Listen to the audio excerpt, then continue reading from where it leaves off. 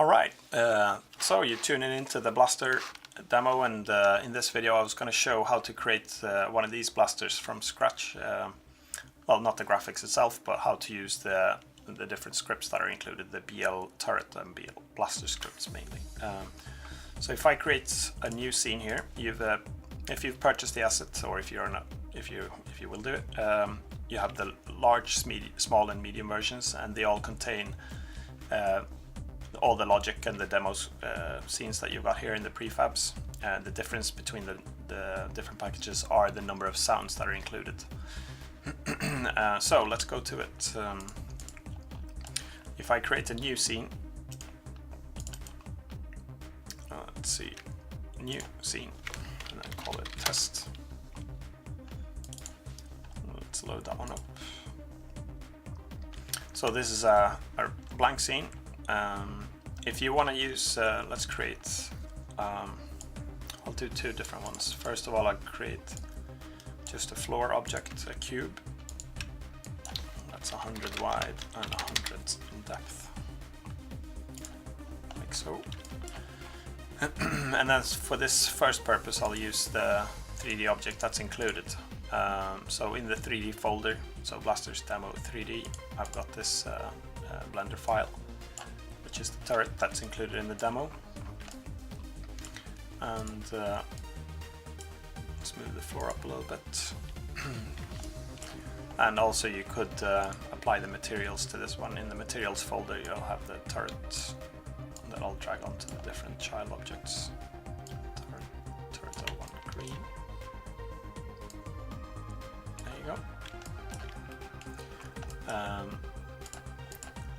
So in this, you'll see that the 3D object itself has just a flat structure of objects. What we'd want to do is, first of all, we can rotate the light a little bit, so it's or the camera first, so we see a little bit better. Like that, similar to what the demo was. Let's rotate the light a little bit as well, so we can see.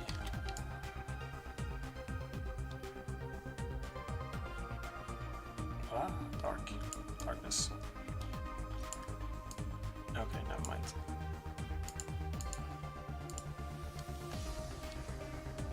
Okay. Just want to see if I can get the...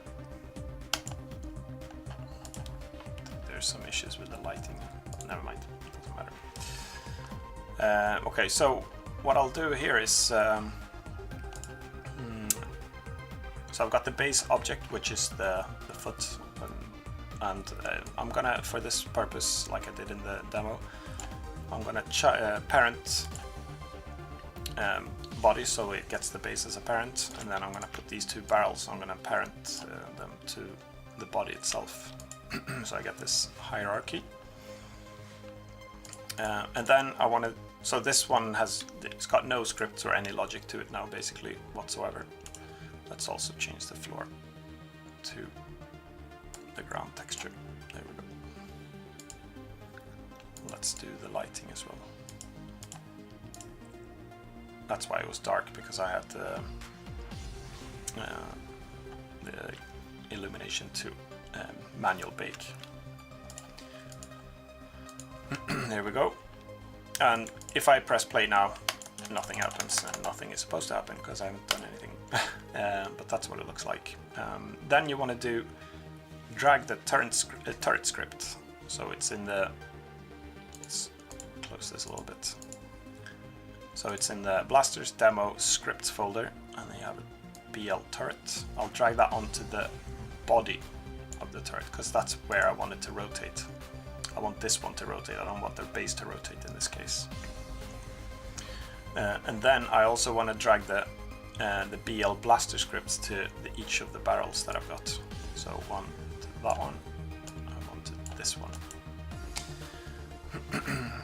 And what's important here as well is that the barrel, or the blaster itself, needs another child object. So I'll create an empty object, and I'm going to name this muzzle. Let's see, spell it correctly as well. And then I want to reposition this one. So let's see. W. And then I move it along the Z-axis to the tip, or the front of the barrel. And this is important because this is where we want the bullet to be positioned when it's being fired. And we also want it to move the bullet in the Z-axis, so that's why it's important that this child object has the blue Z-axis facing forward. And it needs to be the child of this barrel, or the blaster. And also in the BL Blaster script you have a muzzle linked to the transform, so you need to, after you've created this one, you need to click on that one and drag it onto the muzzle. So now it has a reference, so this blaster or this barrel, you could even name this Blaster 1 for example. Blaster 2. Now this one knows that this is the child object, the muzzle. And I can also configure the recoil distance, and that's how far this blaster should move in when it's fired, if you want that effect. Keep it at 0 if you just want it firing without anything. I'll show you actually when we play this what it looks like with a 0 as well. And then you want to do the same thing for Blaster 2. And so I create, actually I'll just duplicate that object, drag it onto this one. You could create it manually as well if you want. This one's positioned over there now, which we don't want to do. So we want to zero out the X parameters, because local X for this blaster is right in the center of it. And then we also need to, for this, when you highlight this blaster, you need to drag the muzzle and reference it there. Okay, so now we've set up the blaster itself. Nothing will still happen when we do anything, because we're not telling it to aim anywhere using the public aim, or we're not telling it to fire anywhere with the public fire method of the turret. So that's what we need to do next. And I think for this video I will create an empty object called demo player. So you'd either have I guess it would either be a player or an NPC, like a what's NPC stand for? Non-player controlled characters. Or non-player character, never mind. Or you have an AI script that controls it. So, don't I have any water here? Coffee, that'll do. Okay, look. So for this demo player, if you, I think for this one I'll just do the player demo script and I'll go through what that does. The main components of this player demo is that it has this one, which is a reference to the BL turret script, which is an array, and that's an array containing all the turrets in this scene.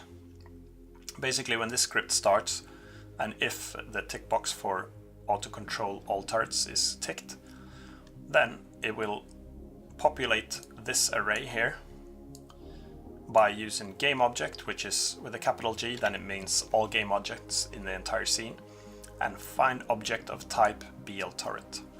So when this one starts, it populates this array with all game or all BL turret objects in the scene.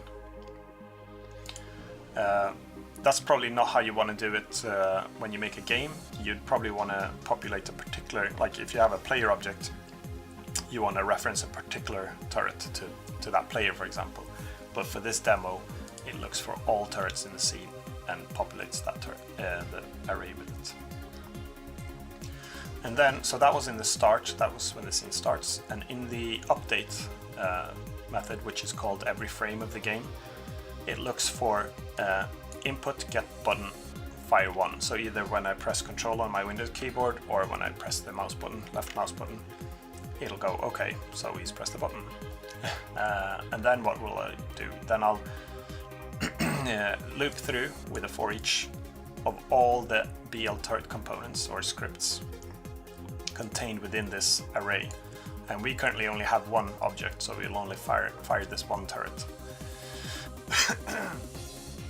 And then I have the option to use the round robin or not. For simplicity, let's just do it like this now. Let's take this away just to make it cleaner. So basically, just call this fire method for all the turrets in the game, or in the scene. This script also uses the aim, and I do that with using raycasting, and basically it'll take the camera.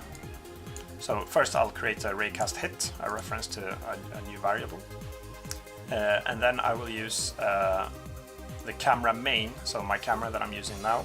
I'll do a screen point to ray with the mouse position as the target. So it'll cast a ray from the camera, from here, and it'll look in the direction of the camera and cast it the distance of 4000 to where my mouse cursor is on the screen.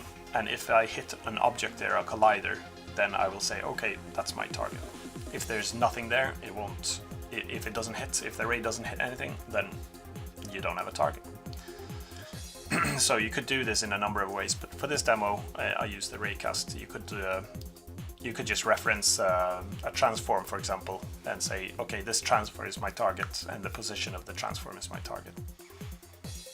So in this case, when the raycast, I loop through all the turrets in the scene again, and then I'll say, okay, use the public method called aim, and then aim the turret at the hit point.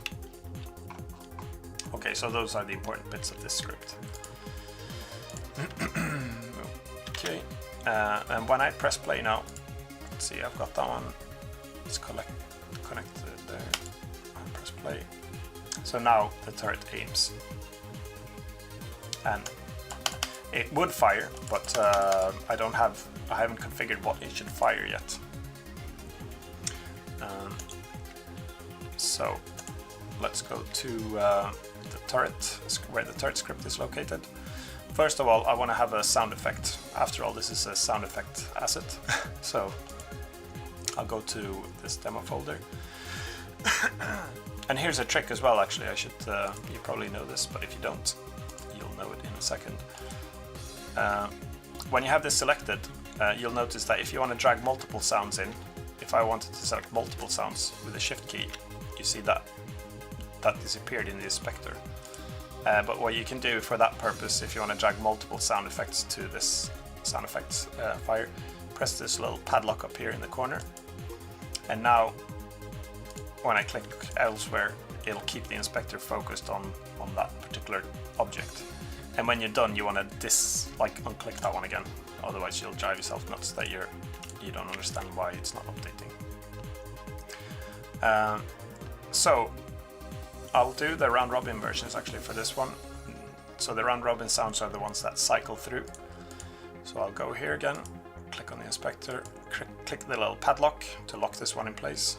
I select with the shift key multiple sounds, and then I drag them onto the sound effects fire array. So now I've got 4 sounds here, and it'll cycle through these sounds and fire them one by one. And then, so we've got the sound sorted now. You can also do the same for the impact sounds. So if you want a number of impact sounds to so you should cycle through when the bullet hits something, you can have those referenced here. Okay, we'll leave these settings as they are, and then you have a number of prefabs to do. If I just do the bullet, for example, to begin with, because that's really required.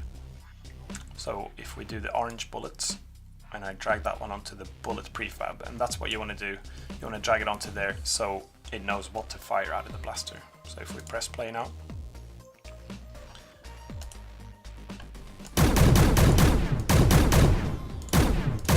you'll see that it fires that particular bullet. You could also see that the cannons are not moving backwards now, or the blasters. It's just static, and that's because we didn't configure the distance for the recoil. If you click on the blaster, which has the BL blaster script on it, you can change the recoil distance here to, for example, 0.7, and do the same for this one, 0.7.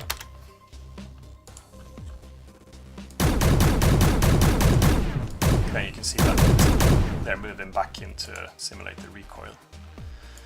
And then let's do fire sequential to get them to alternate.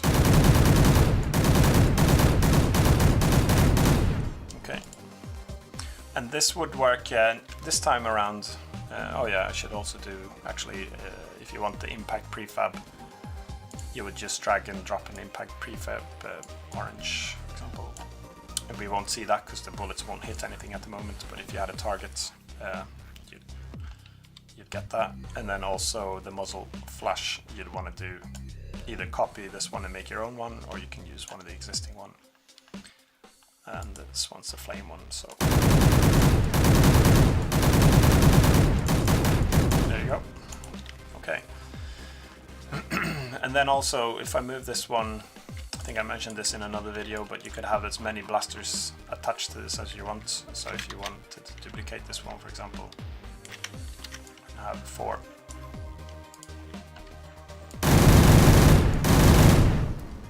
And then if you wanted to fire them sequentially again, you would just go to the main object and then take this one.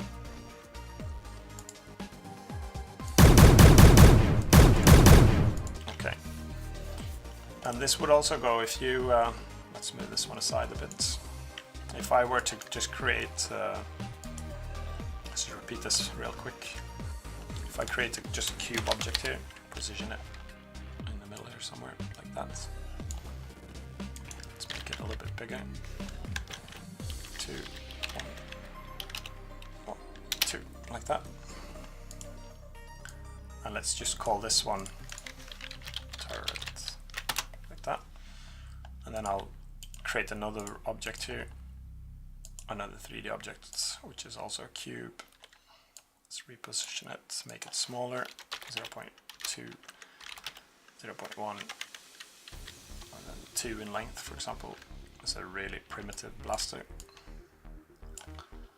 Okay, and let's call that one blaster. So basically, if I wanted to make this one into a blaster, not this 3D object, I would quickly repeat this. I would go drag the BL turret to the turret base, drag the BL blaster to the blaster. We need to create a nozzle here, so I go create empty muzzle. I don't know if it's called muzzle or nozzle. I'll say muzzle. I think it's called that. Hope so. And this one needs to, remember, it needs to be repositioned to the tip. Muzzle here. And it has to be 0.2 as well. It looked odd anyway, but never mind. Okay, so we have the tip there. And remember that we need to drag the reference of this muzzle onto the BL blaster muzzle, and we want to have a recoil of 0. So let's do, yeah, 1. Okay, and since we already have this demo player script, it'll look through all turrets, remember? So it'll also find this one to fire this one, since it's got this BL turret component on it. And then let's fire red projectiles or bullets with this one. Let's have a red muzzle. Let's see, red orbs there. And let's do red impacts as well. And then we can add a sound effect to it. Let's do a loud one here. That one. And let's drag it onto the... So this array can contain 1 or more to sound effects. And now this one should fire. The recoil is a bit too loud or large, so it's moving out of the turret itself. Probably the most ugly blaster turret I've ever seen. Okay, and again you can just duplicate the barrels for this one. Like that if you want to. And you don't really need to do anything else.